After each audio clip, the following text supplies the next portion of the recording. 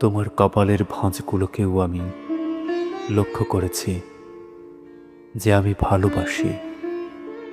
ভালোবাসি কারণ ওগুলো তোমার ভাঁজ। তোমার গালের কাটা দাগটাকেও বাসি, যেহেতু দাগটা তোমার।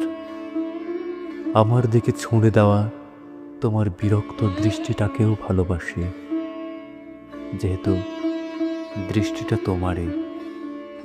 তোমার বিতিকিচ্ছিরি টালমাটাল জীবনকেও পলকহীন দেখি, তোমার বলেই দেখি। তোমাকে দেখলেই আগুনের মতো ছুটে যাই তোমার কাছে, তুমি বলেই হাত বাড়িয়ে দিই। তুমি বলেই তো হাত বাড়িয়ে রাখি।